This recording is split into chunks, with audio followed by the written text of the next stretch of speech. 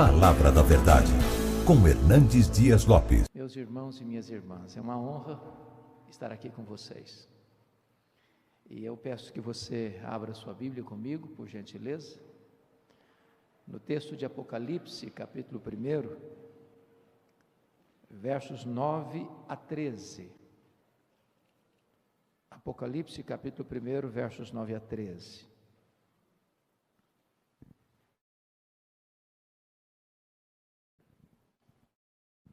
Esse texto diz o seguinte: Eu, João, irmão vosso, e companheiro na tribulação, no reino e na perseverança, em Jesus achei-me na ilha chamada Patmos, por causa da palavra de Deus e do testemunho de Jesus.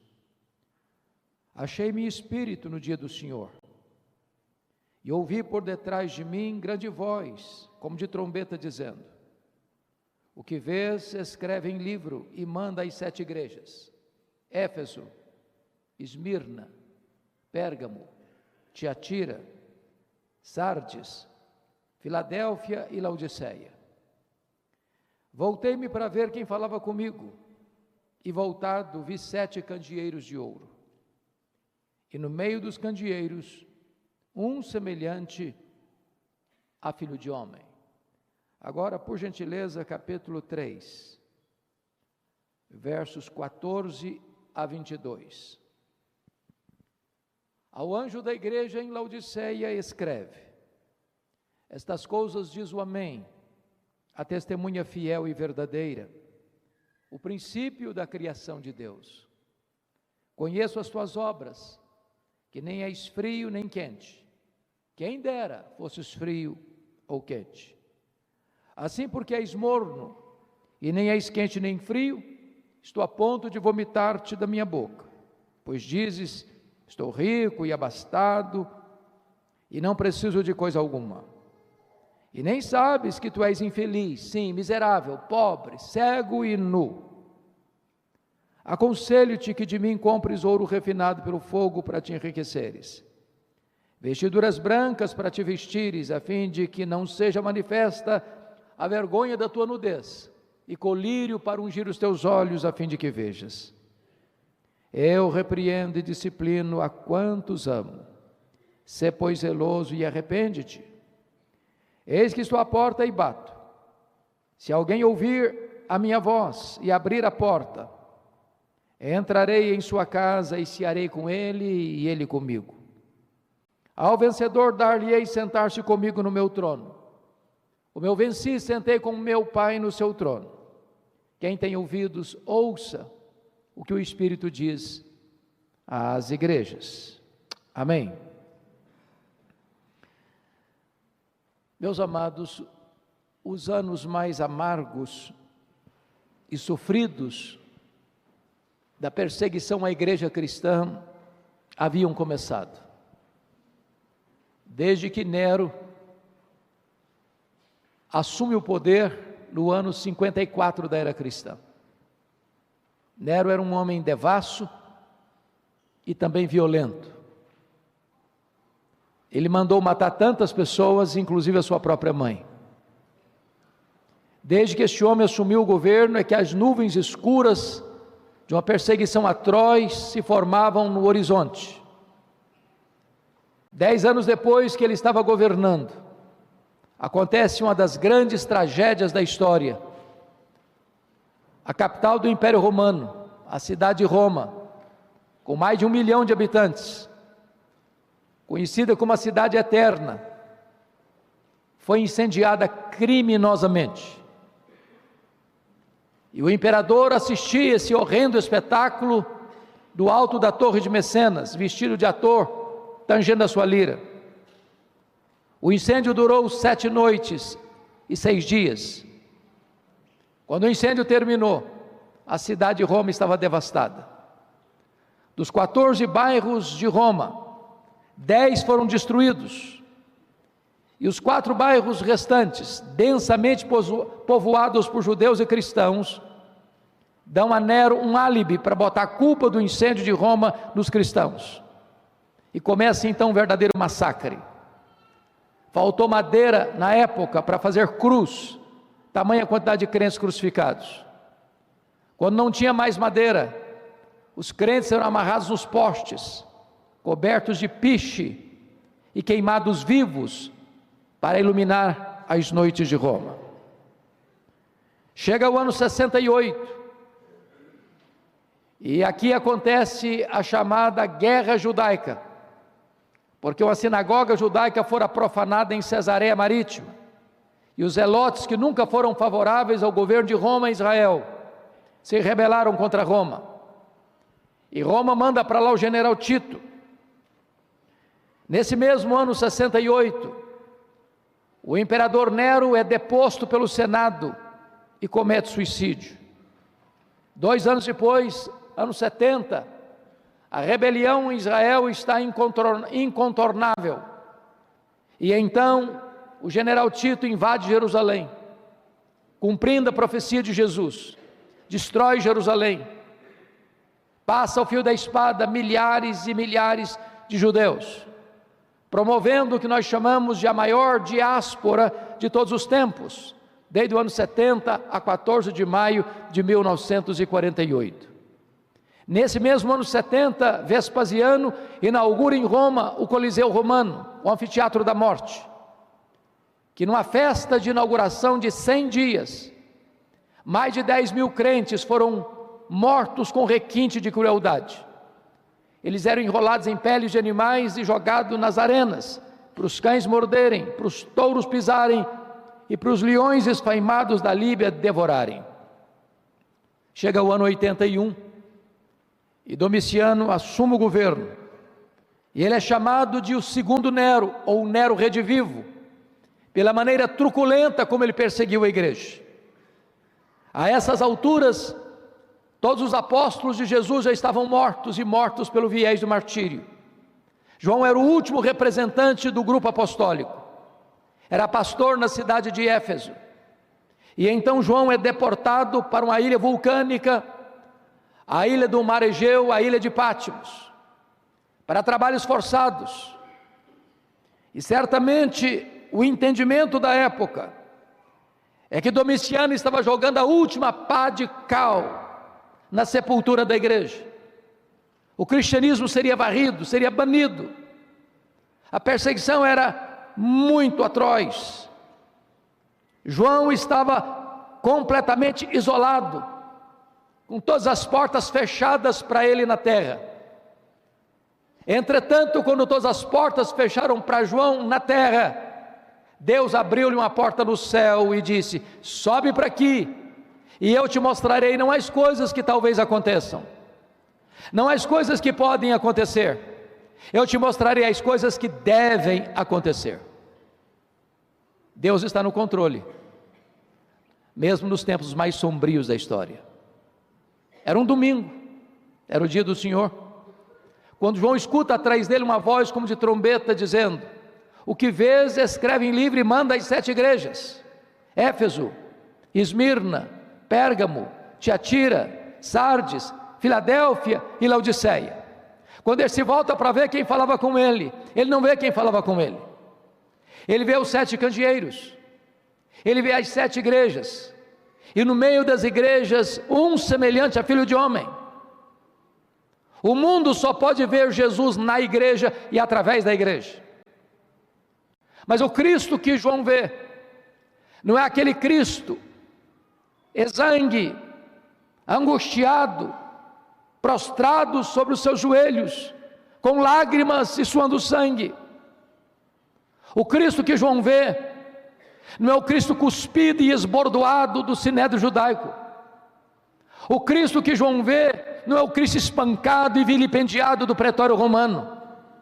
O Cristo que João vê não é o Cristo trôpego que caminha pelas ruas apinhadas de Jerusalém, sob os apupos e vaias de uma multidão ensandecida. O Cristo que João vê não é aquele Cristo esticado no leito vertical da morte, suspenso entre a terra e os céus. O Cristo que João vê é o Cristo da glória, é o Cristo vencedor. Seus olhos, seus cabelos são brancos como a neve, seus olhos são como chamas de fogo, seus pés são como bronze polido, Sua voz é como voz de muitas águas, o seu rosto brilha como o sol no seu fulgor. Quando João vê o Cristo da glória, diz a Escritura que ele cai como morto aos seus pés. E o Senhor da glória põe a mão direita sobre ele e diz: não temas, João, eu sou o primeiro e o último. Eis que eu estive morto, mas estou vivo pelos séculos dos séculos, e tenho as chaves da morte e do inferno. Nós não estamos aqui adorando o Cristo que esteve vivo e está morto. Nós estamos adorando o Cristo que esteve morto e está vivo pelos séculos dos séculos, e Ele é o Senhor da igreja, e Ele é o fundamento da igreja, e Ele é o dono da igreja, e Ele é o edificador da igreja, e Ele é o protetor da igreja. Notem vocês, no capítulo 1, versículo 13, que João o vê no meio das igrejas. E eu quero dizer a você nesta manhã que Jesus está aqui em nosso meio. E é porque Ele está aqui no nosso meio que nós estamos aqui. É porque Ele está aqui, é que esta reunião não é um mero encontro religioso, mas é um culto de adoração àquele que é a razão da nossa esperança. Mas vejam vocês no capítulo 2, versículo 1, que João agora não o vê apenas no meio das igrejas, mas João o vê andando no meio das igrejas. Eu quero dizer a você que Jesus está aqui e Ele está andando em nosso meio, andando no meio das igrejas para sondá-la. E Ele está aqui para sondar o nosso coração, para exortar-nos, para corrigir-nos, para disciplinar-nos, para consolar-nos, para fazer-nos promessas. E na medida que o Senhor caminha entre as igrejas, há um estribilho que se repete em todas as cartas, e o estribilho é esse: eu conheço, eu conheço, eu conheço, eu conheço, eu conheço, eu conheço. Para 5 dessas 7 igrejas, Jesus vai dizer a mesma coisa. Para a igreja de Éfeso, para a igreja de Tiatira, de Sardes, de Filadélfia e Laodiceia, Ele vai dizer: eu conheço as tuas obras. Aquilo que você fez, seu pai não viu, sua mãe não viu, seu marido não viu, sua mulher não viu, seus filhos não viram, o Senhor está dizendo: eu vi. Aquilo que você fechou a porta para ninguém ver, Ele estava lá. Quando você apagou a luz, Ele estava lá. Não há nada que você e eu possamos fazer escondido daquele cujos olhos são como chamas de fogo. Mas notem que para a igreja de Esmirna, a mais pobre igreja da Ásia, Jesus vai dizer uma outra coisa. Ele vai dizer: eu conheço a tua tribulação e a tua pobreza, mas tu és rico. Isso é consolador, porque as horas mais amargas da vida, nas noites mais escuras da nossa história, o Senhor sabe, o Senhor conhece, o Senhor está conosco. Mas Ele me choca no seu diagnóstico, porque você e eu temos uma noção do que seja uma igreja rica. O que é uma igreja rica para nós? É uma igreja que tem muitos membros? É uma igreja que tem um santuário suntuoso? É uma igreja que tem um orçamento robusto? É uma igreja que tem muita gente influente na sociedade? Esse é o conceito que nós temos de uma igreja rica. Mas a igreja de Esmirna era a mais pobre igreja da Ásia, e Jesus diz: eu conheço a tua pobreza, mas tu és rico, pobre na terra, rica no céu, pobre de recursos financeiros, mas rica espiritualmente, pobre aos olhos dos homens, mas rica aos olhos de Deus. O que importa para uma igreja não é ser rica de acordo com o valor dos homens, mas ser rica na perspectiva divina. É curioso que a igreja mais rica da Ásia, a igreja de Laodiceia, que dizia para si mesma: estou rica, abastada, não preciso de coisa nenhuma. Jesus olha para esta mesma igreja e faz um outro diagnóstico: Não, tu és pobre, tu és miserável, tu estás nua, tu estás cega. É curioso que para a igreja de Pérgamo, Jesus vai fazer uma outra declaração. Ele diz assim: eu conheço o lugar onde tu habitas, onde está o trono de Satanás. Por que Jesus está dizendo isso para Pérgamo? Vocês bem sabem que Pérgamo era a segunda maior cidade da Ásia, menor, só perdia para a capital, que era Éfeso. E talvez Jesus disse isso por duas razões. Primeiro, é que quando se disputou na Ásia, qual cidade construiria o primeiro templo de adoração ao imperador?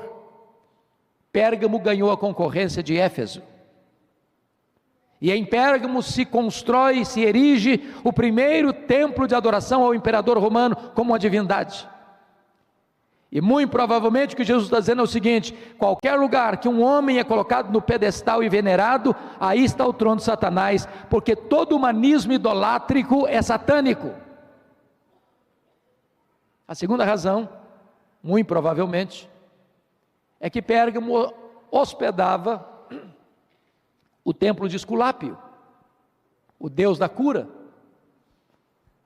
representado por uma serpente. Pessoas vinham de todos os cantos para Pérgamo para serem curadas por Esculápio. É por isso que até hoje, quando você vai ao seu médico, você vai ver uma serpente bordada no jaleco branco do seu médico, da sua médica. Isso vem de Pérgamo, isso vem de Esculápio, isso vem do deus da cura.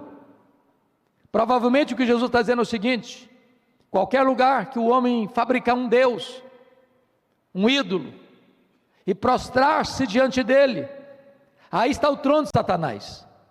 O ídolo é nada, ele é barro, ele é pau, ele é gesso, ele é pedra. Mas Paulo diz que o que está por trás do ídolo são os demônios. O que é curioso é que onde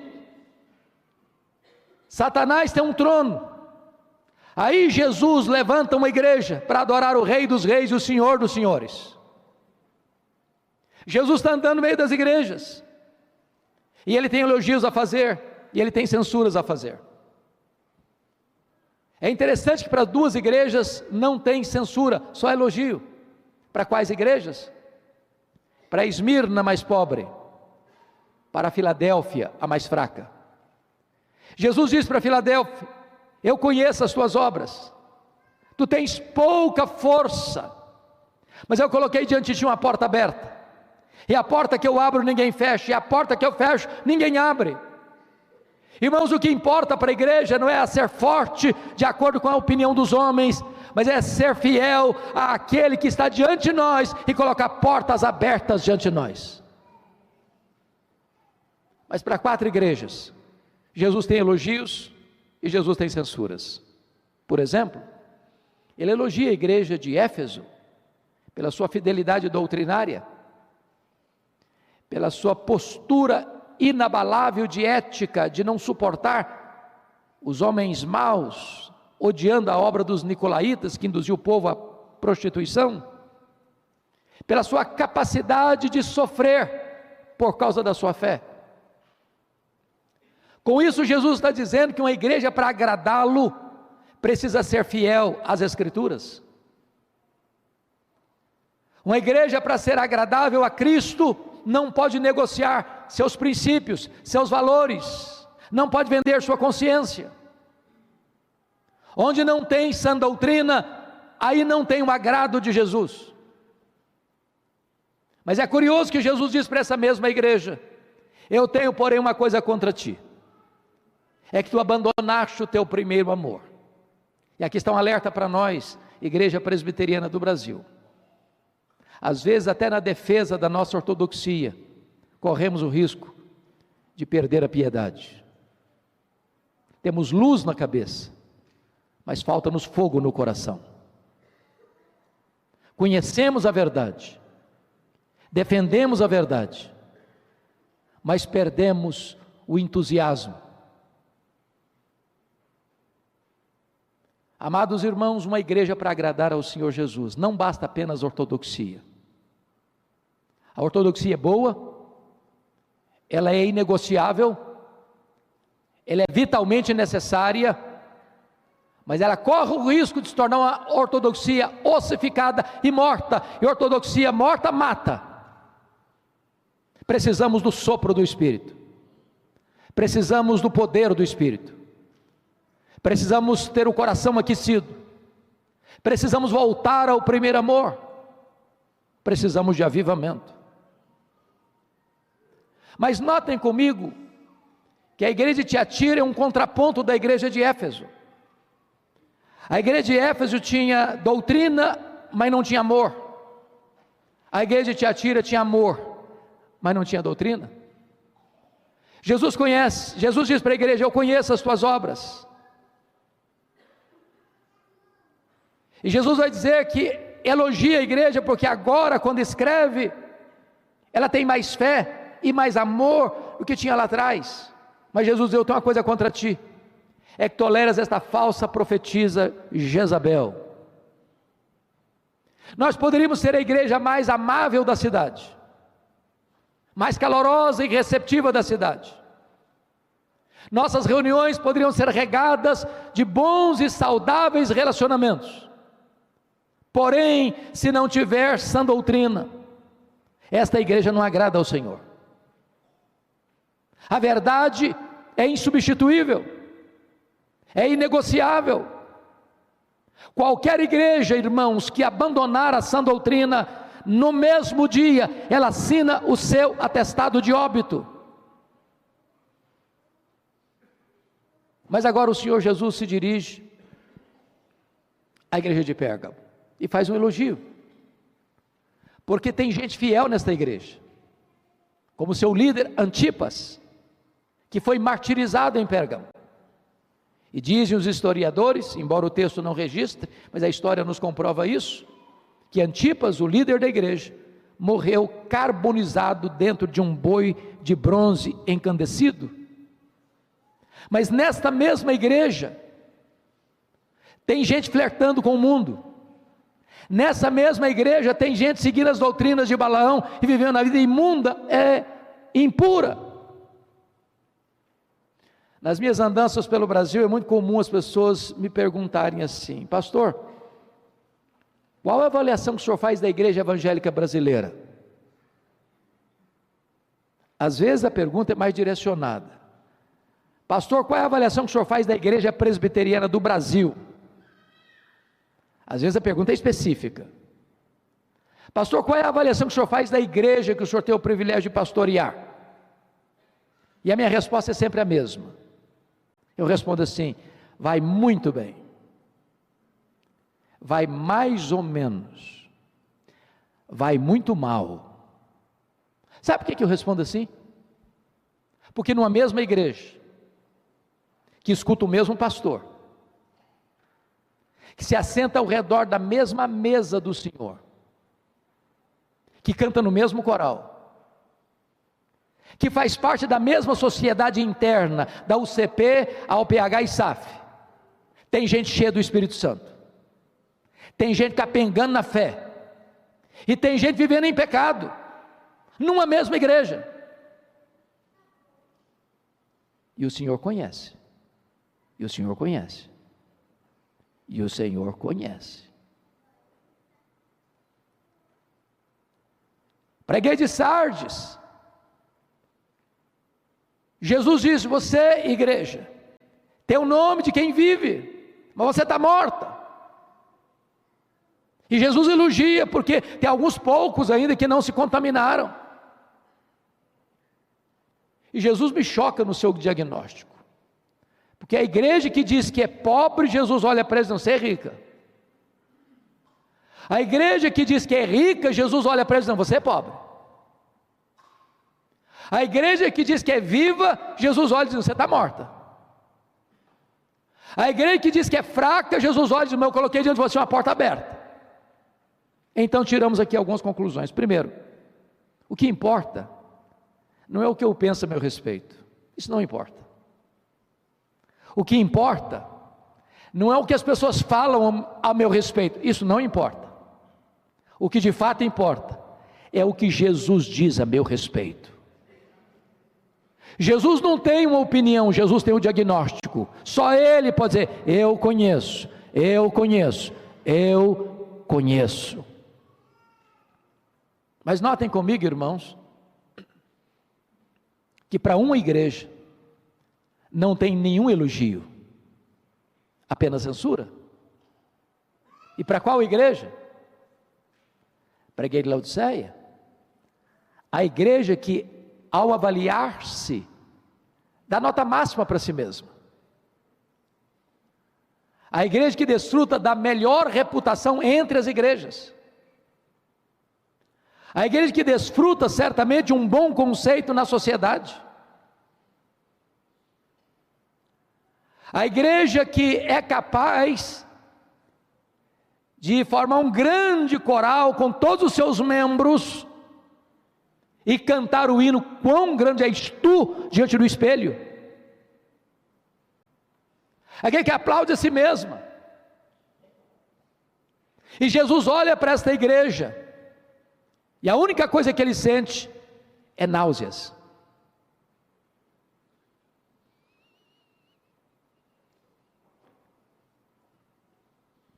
Se vocês perceberem, Jesus vai, ao dirigir-se a Laodiceia, destacar três coisas. Primeiro, ele vai fazer um diagnóstico dos versos 15 a 17.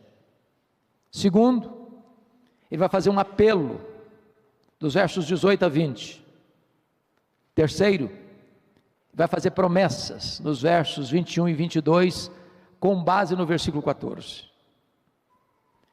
A pergunta que eu faço a vocês é essa: por que Jesus usou as figuras que usou para a igreja de Laodiceia? Por exemplo, frio, morno, quente, roupas brancas, ouro puro, colírio. Foi por acaso? Ou tem um propósito? Na verdade, Jesus, sendo o maior mestre e o maior comunicador, ele conhece o texto e conhece o contexto. Ele conhece a geografia e conhece a história. Ele conhece a igreja e conhece a cidade. E Jesus vai usar figuras oportunas, pertinentes para falar à igreja. Por que ele usou a figura? Eu conheço as tuas obras, que nem és quente nem frio. Quem dera fosses quente ou frio, assim porque és morno e nem és frio nem quente, eu estou a ponto de vomitar-te na minha boca. Por que ele está falando isso? Vamos entender. Essa região, Laodiceia, era uma região metropolitana com 3 cidades: Laodiceia, Hierápolis e Colossos, às margens do rio Lico, a região mais fértil da Ásia Menor, ainda hoje uma das mais férteis regiões da Turquia asiática. Hierápolis era conhecida como as Caldas Novas da Ásia Menor. Lá tem uma montanha chamada Castelo de Algodão, de rochas calcárias brancas, onde brotam águas quentes e vão caindo em piscinas naturais, e pessoas vinham e vêm até hoje tomar banhos ali, banhos terapêuticos. Do outro lado do rio Lico ficava a cidade de Colossos, que era conhecida também no mundo por suas fontes de águas frias, geladas, também terapêuticas.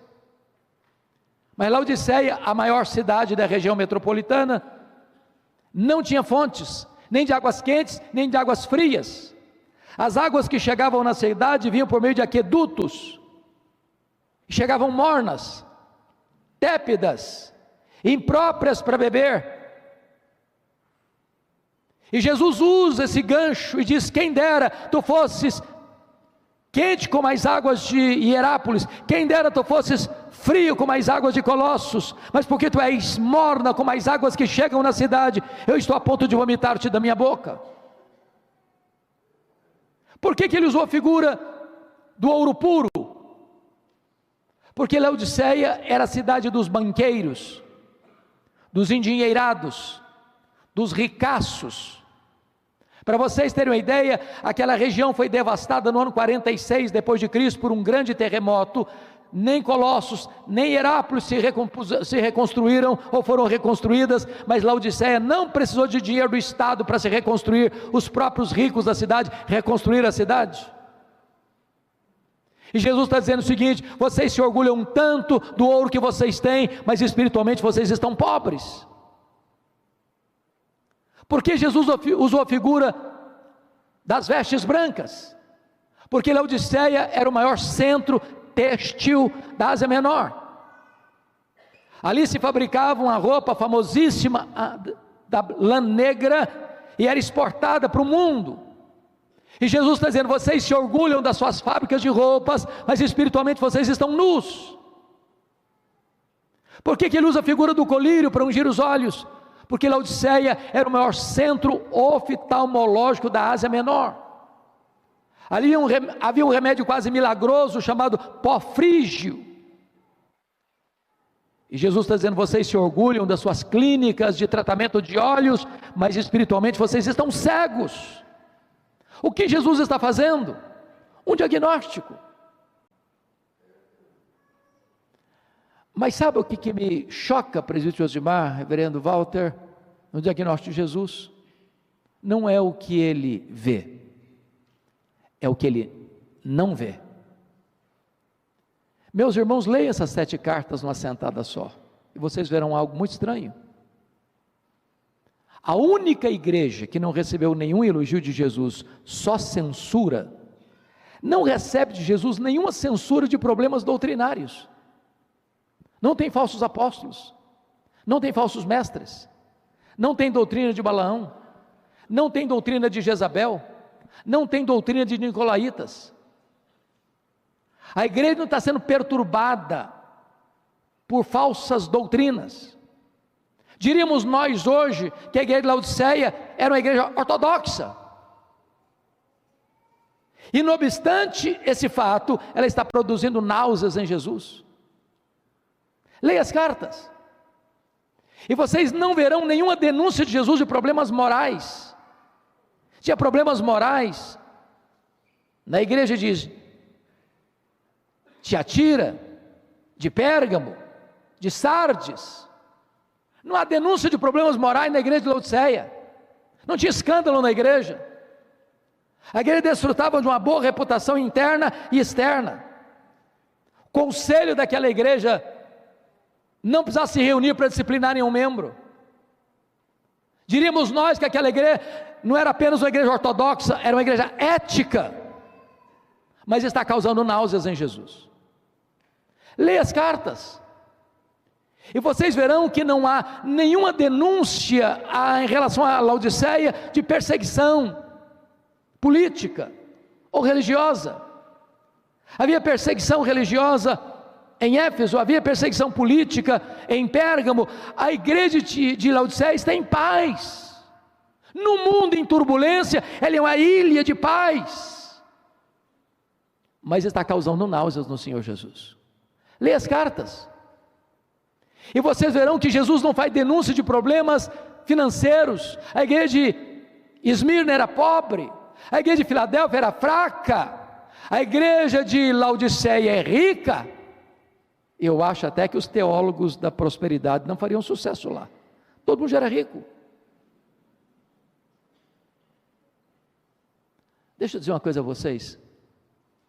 Se você e eu morássemos na Ásia Menor, no primeiro século, nesse tempo, e nós estivéssemos nos mudando para lá, sabe qual é a igreja que nós iríamos escolher para frequentar, para sermos membros? Com toda probabilidade, nós escolheríamos Laodiceia. Ortodoxa, ética, em paz, próspera. Os membros estão olhando para eles mesmos e nós estamos muito bem. Nossa igreja é maravilhosa. Nossa igreja, aliás, é a melhor igreja. A nossa denominação é a melhor denominação. E nós começamos a inchar o peito com essa ideia de que somos os melhores, de que temos a melhor doutrina, que temos a melhor ética, que temos o melhor isso, que temos o melhor aquilo, e daqui a pouquinho nós estamos com a síndrome de Laodiceia.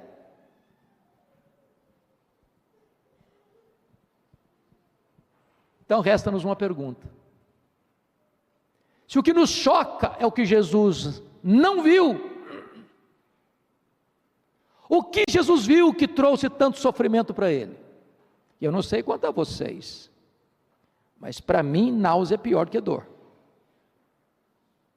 Quando você está nauseado, nada está bom. Você está em pé, está ruim, você senta, piora, deita, o mundo gira. O que é que causou tanto desconforto em Jesus na igreja de Laodiceia? Apenas uma coisa: falta de fervor espiritual, mornidão.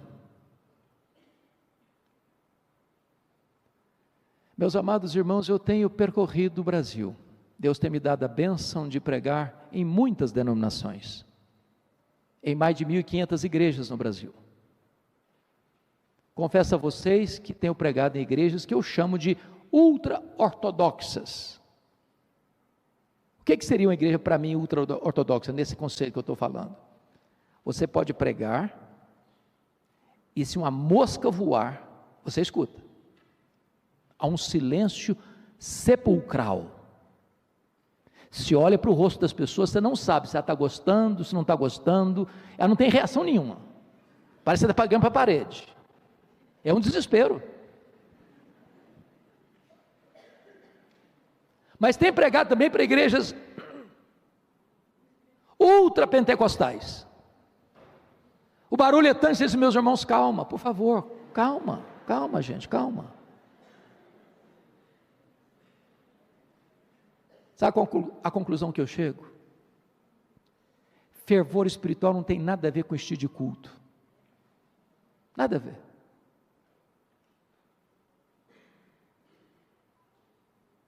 A gente aprende alguns cacuetes, alguns clichês.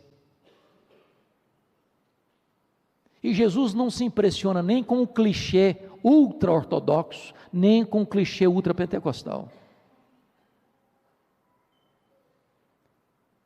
O que está faltando na igreja, irmãos, é fervor espiritual,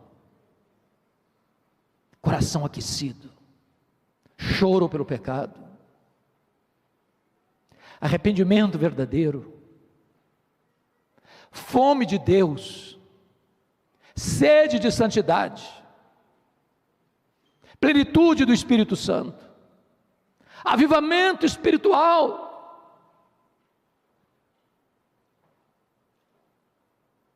Parece-nos que tantas vezes colocamos a nossa vida num piloto automático.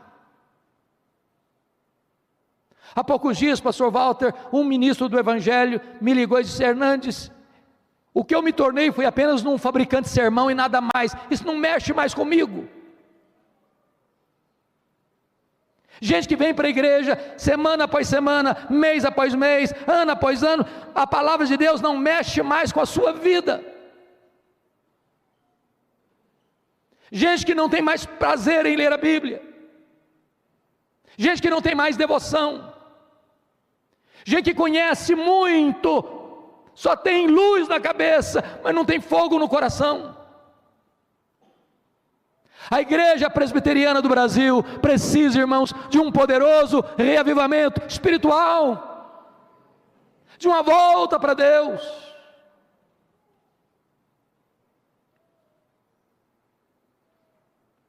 Mas vejam vocês, em segundo lugar, que depois do diagnóstico vem um apelo. E o apelo está aí no versículo 18. E Jesus diz para a igreja o seguinte: aconselho-te que de mim compres ouro refinado pelo fogo, para te enriqueceres, vestiduras brancas para te vestires, a fim de que não seja manifesta a vergonha da tua nudez, e colírio para ungir os teus olhos, a fim de que vejas. Eu me encanto com Jesus, porque Ele é o Senhor da igreja, é o dono da igreja, e Ele abre esse texto, não dando uma ordem, mas dando um conselho. Um conselho. Na verdade, Jesus se apresenta à igreja como um mascate, um vendedor ambulante, que tem um produto para vender, e o produto é essencial, e o preço é de graça. Mas o que ele está fazendo aqui? Ele está mostrando para a igreja como é que ela restaura o fervor espiritual, porque o segredo está aqui: aconselho-te que tu compres de mim, que tu compres de mim, que tu compres de mim. Sabe o que significa isso? Quantas igrejas que você e eu conhecemos, que na busca do fervor se perderam, nos labirintos das heresias, do sincretismo, da heterodoxia, se descambaram, porque foram buscar as últimas novidades do mercado da fé.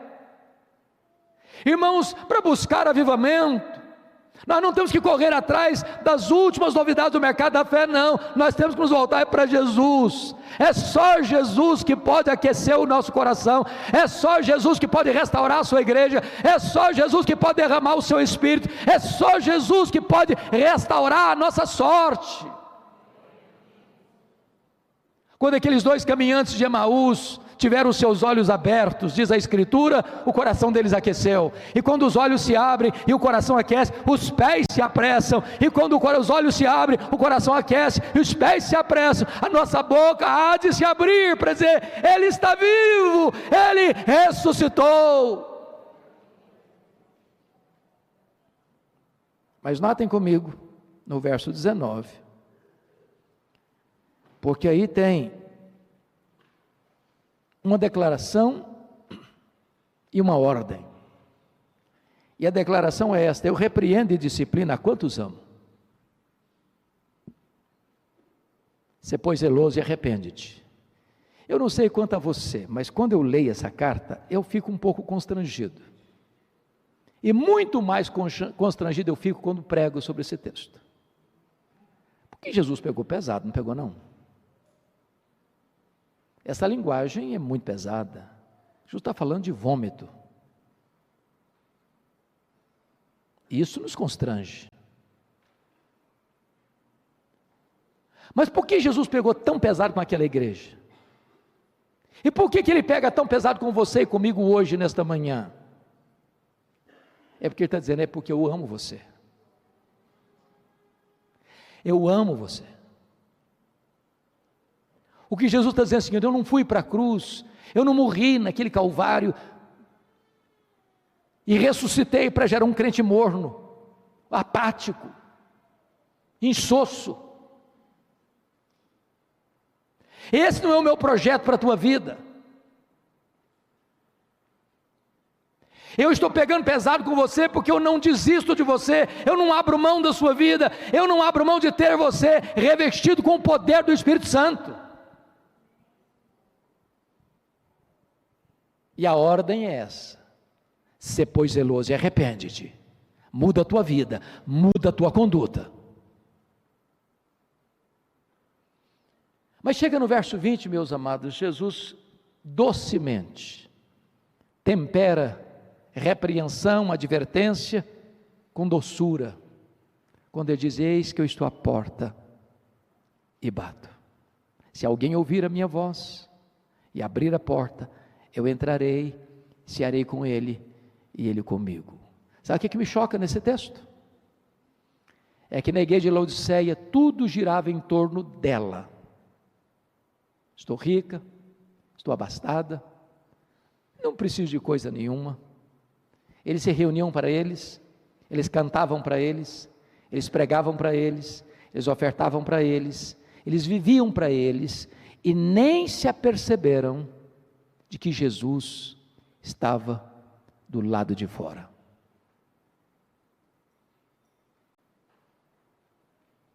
Gravíssimo isso. Eis que eu estou à porta e bato. E a ideia aqui é de bater e continuar batendo, de insistir e continuar insistindo. Que Jesus me convide para cear com Ele é graça, mas que Ele queira cear comigo é uma extrema misericórdia. E a única maneira de ter o coração aquecido é assentarmos com Jesus, é voltarmos ao primeiro amor. é nos deleitarmos nele, é termos prazer nele, de ele ser a nossa pérola mais preciosa, o nosso tesouro mais precioso, de nós termos deleite na comunhão com ele, prazer em nos assentarmos aos pés dele, nos encantarmos com ele.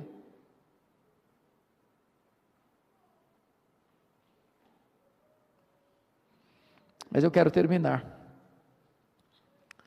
tratando agora então da promessa. E o versículo 14 diz por que ele tem autoridade e competência para fazer promessa. Veja aí comigo. Ao anjo da igreja em Laodiceia escreve estas coisas, diz o Amém, a testemunha fiel e verdadeira, o princípio da criação de Deus. Quando diz que ele é o Amém, significa que ele é a última palavra de Deus para nós. Deus falou muitas vezes, de muitas maneiras, aos pais, pelos profetas, mas agora Ele nos fala pelo Filho. Se nós não escutarmos o Filho, não tem mais outra maneira de sermos alcançados. Ele é o Amém de Deus. Ele é a testemunha fiel e verdadeira, porque o que Ele fala, Ele cumpre. O que Ele faz, ninguém pode impedir a sua mão de fazê-lo. Mas Ele é o princípio da criação, no sentido de que foi Ele quem trouxe à existência as coisas que não existem, foi pela palavra do seu poder que o universo veio à existência, e se Ele criou o universo, Ele também pode restaurar o fervor no nosso coração. E qual é a promessa? Veja o verso 21, ao vencedor, dar-lhe-ei sentar-se comigo no meu trono, como eu venci e sentei com meu Pai no seu trono. Para uma igreja que dava tanta importância a dinheiro, a prestígio, a status, a poder, Jesus disse: eu tenho coisa melhor, eu tenho o trono. Mas quem se assentará publicamente com ele no trono? Quem assentou-se com ele intimamente à mesa. E Jesus termina a carta assim: quem tem ouvidos, ouça o que o Espírito diz às igrejas. Meus amados, eu tive o privilégio de, em 2011, visitar estas 7 igrejas. Eu confesso, presbítero Josimar, que eu algumas vezes cheguei às lágrimas, porque estas 7 igrejas da Ásia estão literalmente mortas. O que você vê hoje lá são escombros, pedras reviradas, e uma vaga lembrança de uma igreja que existiu no passado. Onde estavam essas igrejas, hoje não tem 1% sequer de cristãos. E a pergunta a ser feita é essa: por que é que essas igrejas morreram? E a resposta é: porque elas não ouviram o que o Espírito Santo disse a elas. Esse ano nós comemoraremos 506 anos de reforma protestante. E no dia que nós fizemos 500 anos, eu estava lá na Alemanha. E a Europa não tem o que comemorar. As igrejas na Europa estão literalmente morrendo, devastadas pelo liberalismo teológico, templos vazios. A Europa hoje vive o que se chama de pós-cristianismo, dominada pelo secularismo. Os púlpitos não são trincheiras da verdade mais. E sabem por que as igrejas na Europa estão morrendo, irmãos? Porque elas não têm ouvido o que o Espírito Santo diz a elas. Olha a América, onde as grandes denominações ou as denominações históricas todas perdem milhares e milhares de membros todos os anos, todos os anos, todos os anos. Seminários que um dia formaram pastores, missionários, teólogos, hoje tomados pelo liberalismo. Fui visitar Princeton, onde estudou o nosso missionário pioneiro Ashbel Green Simonton. E eu fiquei chocado com os livros expostos que deveriam ser estudados naquele ano pelos alunos. E eu examinei, não tinha um livro sequer de linha ortodoxa. Ao contrário, uma teóloga americana criticando a igreja brasileira por não considerar o candomblé uma vertente legítima do cristianismo. Sabe por que as igrejas estão morrendo na América, irmãos? Porque elas não têm ouvido o que o Espírito Santo diz a elas. Agora olha para o Brasil, olha para o Brasil. Nós temos denominações inteiras no Brasil que já se renderam ao liberalismo. Estão dando marcha ré, estão murchando, desidratando. Olha para o Brasil, e vocês verão que há igrejas que se renderam ao liberalismo, e me permita dizer isso, qualquer igreja que subscrever o liberalismo, assina no mesmo dia o seu atestado de óbito. Você nunca viu uma igreja liberal crescendo, você nunca viu uma igreja liberal fazendo missões, você nunca viu uma igreja liberal experimentando avivamento. Olha para o Brasil, e você vai ver mega igrejas, mega templos, multidões, mas não tem evangelho, mas não se prega sobre a graça, não se prega sobre a cruz, não se prega sobre Cristo, não se prega sobre justificação pela fé, não se prega sobre as glórias do céu. E onde não tem evangelho, não tem o Deus da palavra. Olha para o Brasil, e vocês verão igrejas ortodoxas, mas muitas com o coração seco, com os olhos enxutos, sem fervor espiritual.